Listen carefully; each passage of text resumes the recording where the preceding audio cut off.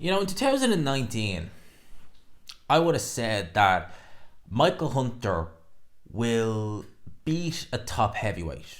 Don't know who. Should have really got the win. Should have really beaten Alexander Povetkin, if we're honest, in Saudi Arabia. But Michael Hunter, I thought he was riding the quest of a wave. And I was really impressed with what I was seeing. I was liking what I was seeing. I was liking what I was hearing as well from Michael Hunter. He seemed like someone who just didn't care. He wanted to prove himself. He wanted to show that he is a heavyweight, that he can mix with the best, and that he's looking to put his, I was going to say undefeated. He'd already lost, but put, it all on the line to go in there and fight a top heavyweight for anything. That's what it seemed like in the year 2019, 2020.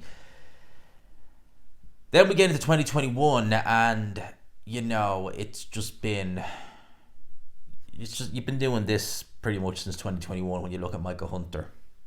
Apparently he's got a fight lined up this month on some show. He fought in Mexico last month. Before that, fought in Mexico again in 2023. Prior to that was the Jerry Forrest fight. When Michael Hunter turned over from the amateurs into the pros, I believe he actually, correct me if I'm wrong, but I believe he was in the London Olympics, if I'm not mistaken. Maybe he wasn't. Maybe he actually wasn't. But he was definitely a good amateur, Michael Hunter. Actually had a fight against Artem Beterbiev in the amateurs. And when he turned over, I heard of Michael Hunter, definitely. He was kind of weighing in some fights at heavyweight, but primarily you could tell this guy was going to be a cruiserweight. Fought Ishmael Thomas in 2016 and then didn't fight again. And Michael Hunter was only 193 pounds in that fight, but Ishmael Thomas was unbeaten at the time, and he's only had 2 losses since then. The other one was to McCalkin. Didn't he fight Kovalev? I think that's the same guy. No, it's not. He fought Vladacek, and he also fought that guy Lunga Makabu. He beat Lunga Makabu. Oh, he did. That's crazy. I didn't think he fought a Logan. Oh, that's no. Wait a minute. Is that the Noah Glover? Oh, that's Noah Glover. Yeah, the Noah Glover. How was I going to say? But that's the Noah Glover. Yeah, that's the guy who he's WBC champion now. So I guess okay. He's only lost to good company, this guy. But yeah, that was his last fight before he fought Alexander Usyk, and in that fight he made a very good account of himself. A very good account of himself against Alexander Usyk. Early on he was really having a lot of success there, and Alexander Usyk really had to think and get back into this fight. He ultimately did, and he ultimately ended up winning. But Michael Hunter, he showed a lot. Took a year out of the ring, came back at heavyweight, 227 pounds against Terrell Jamil Wood. Now, for those who don't know, Jamil Wood is a well-known journeyman in America. His record is 29 wins, 59 losses, and 10 draws, but he's only been stopped 7 times. He normally, he's probably has a decent amount of power there, 21 knockouts in those 29 wins. He more often than not loses, but he more often than not goes the distance as well. You got to bear that in mind. He was stopped by Michael Coffey in 2018. I believe that was his last stoppage defeat. Because every other fight, I should say, is a UD loss. Lost to Kalnacki, Gregory Corbin. Yeah, these are not, they're nothing to write home about, but they're guys, who are better than, your typical prospect, you would imagine anyway. So, well-known journeyman, Michael Hunter fought him. Kaladze, and then he got that win over Martin Bacoli in York Hall. I believe that fight was on Channel 5. Yeah, Barry McGuigan put it on. And he was 213 pounds. Now, when you look at Michael Hunter, a heavyweight weighing in about 213, he's not as chiseled as he was at cruiserweight. And realistically, Michael Hunter, he could have made cruiserweight at that time, but he chose to fight at heavyweight. He fought in Monaco against Ustinov, stopped him, fought Fabio Maldonado. I think he was fighting with Matchroom at this time. Got a really good win over Sergei Kuzmin in the Madison Square Garden Theatre. That was on the undercard of Devin Haney versus Zari Abdulev, I think is how you say that guy's name. So he was doing some good work. Eddie Hearn was working with Michael Hunter. He was making all the right noise. He was mentioning Anthony Joshua. He was mentioning everybody. He was even looking for a rematch with Alexander Usyk. So he was mentioning names, was Michael Hunter. And with Michael Hunter, the speed, he does have underrated punching power. Between him and Alexander Usyk, you would say Hunter is the harder of the two in terms of punching power. Went in there against Povetkin. The speed bothered Povetkin, but Michael Hunter did have a few hairy moments. He was rocked a couple of times. Ultimately, that fight in Saudi Arabia, I felt Michael Hunter did do enough to win it. I felt that he did genuinely do enough to just nick that fight. It was scored a draw, a split draw. Povetkin would end up knocking out Dylan White, but then would ultimately be knocked out by Dylan White himself in Gibraltar. And this is really where we start to see a little bit of a problem. A little bit of a problem for Michael Hunter, because I think it was around about this time, the end of 2020, start of 2021, there was the IBF situation where I believe it was either that they ordered, someone maybe didn't want to fight Hrgovic or maybe stepped aside or whatever, and I think it was either they ordered Michael Hunter versus Hrgovic or something like that. The purse bid went, and I don't believe it was a massive purse bid, and Michael Hunter, who I believe when he was managed and trained by Hasim Rahman was, saying, he'd fight for free, went ahead and signed with Triller. Does anyone remember Triller? I do, for all the wrong reasons. Triller were paying their fighters a lot of money. They were. But it seemed as though it was inevitable that Triller was going to be, there and gone, because some of it was a bit comical and it just didn't seem like it had any shelf life. I believe his first fight was against Mike Wilson, fought him in MSG in the theatre, obviously not the full MSG.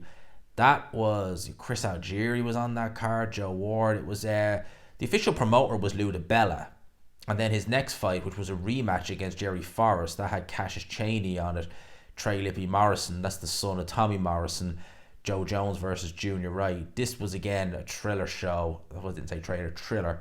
And this was December time of 2021. I remember this fight with Jerry Forrest. Now you got to bear in mind, right? Michael Hunter fought Jerry Forrest back in his 5th pro fight. He won it on points, and he won it handily. This was in the StubHub in Carson, California. This was on the undercard of Vasily Lomachenko versus Gary Russell Jr. and won it fairly comfy. Didn't lose a round.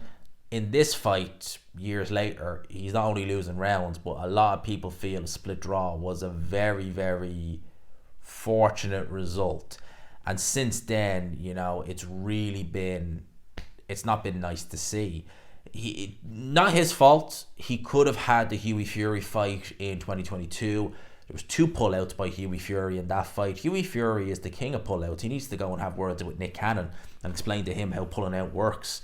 Because Nick Cannon, joke obviously, but seriously, it wasn't his fault, the Hughie Fury situation. It held Michael Hunter up. I do think the Hughie Fury, if he fought Hughie Fury, he would have won. Michael Hunter, I would have picked him. Not his fault, but it is his fault how his career is gone, because it was disappointing in a sense of there's the Hrgovic fight, and looking back in hindsight, with the way Hrgovic has been looking against Zhilei Zhang, I think the speed of Hunter would have bothered Hrgovic, and a lot of people, I'd look at that fight and I'd say I'd give Michael Hunter a really good shot in that fight. And off the back of that, he could be actually in a position now where he could challenge for a vacant IBF title, or he could be on some of these Saudi shows.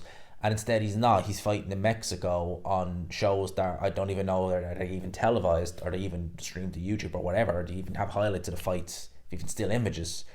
And this is a guy who, he's 35 years old, so he's not... He's maybe got about, Anthony Joshua was 35 years old, so he maybe has about 2 or 3 years left at heavyweight.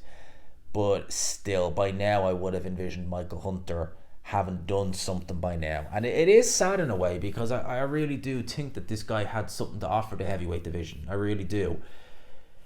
Is it too late now? 2018, 2019, they were his peak years where he was, going in, looking good, looking like he could really, take some good scalps. And now it's been nearly 2 and a bit years since he had that fight with Jerry Forrest. Jerry Forrest is not a bad fighter.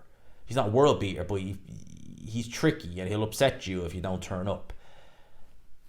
You beat him handily all those years ago. Now you're having a split draw. Many people feel lost. I think that's a well and true fall from grace. If there ever was a fall from grace, maybe it's just the fall for Michael Hunter. And the Hughie Fury situation aside, you have to look and say a lot of it is down to his own doing, and apparently he's not with Hasim Rahman anymore. I wonder how much that played, not being with Hasim Rahman to advise him, because to go with Triller, you might have had 2 fights and made a bit of money, but that was never going to last. Triller is just I think 2022 was the last show they did. I think Kovalev fought Pulev. That fight card was ended at 7 a.m. UK time, and it was in the States because I was waking up that morning being like, oh, the main event's not even over yet. What the hell? Triller was, yeah, it was there, it was gone, and that was always going to be the case with Triller. It was going to be there and gone. That was them. Now we have a situation with Michael. Michael Hunter sparred Andy Ruiz in the run-up to the Joshua fight, the Joshua rematch. Both guys, that's the fight I'd make. Because both guys are absolute, what are they doing? And that really would be a good, that would be a good loser leaves town match. Because both guys are literally, what are they doing? They're barely relevant in the heavyweight division nowadays. And why not fight? Why not fight? Maybe that's an idea. That's my thoughts. I had someone ask me to do a video on Michael Hunter, and actually that's actually a very good idea. I didn't think of doing that. And am I going to call it WTF Michael Hunter? No, but maybe I'll just call it Michael Hunter effed up or something like that. I don't know. We'll cross that bridge when we get to it. Let me know your thoughts on Michael Hunter, what you think is going to happen with him. Do you think he has anything to offer the heavyweight division? Do you think he has any relevancy in the heavyweight division nowadays? Or was that 2019 the time to make hay while the sun was shining? You didn't, and well, now here we are. Let me know your thoughts in the comments below. I hope you enjoyed the video, people. I will point out, by the way, before I finish, that he is always mentioning Martin Bakole. Whether that rematch happens or not, I don't know. He beat Bakole handily first time around, and that fight right there made me really not like Billy Nelson, because Martin Bakole clearly was injured. He wanted out, and there's nothing wrong with that if you're injured, and Billy Nelson sent an injured fighter in to take a beating. He has not got Bacole's best interest at heart. He's not a likeable character, Billy Nelson. He's not someone, not a likeable character at all. So just chuck that in there. Let me know your thoughts in the comments below. I hope you enjoyed it, people. Smash the like button if you could. Hit subscribe, of course, as always, if you haven't already. Peace.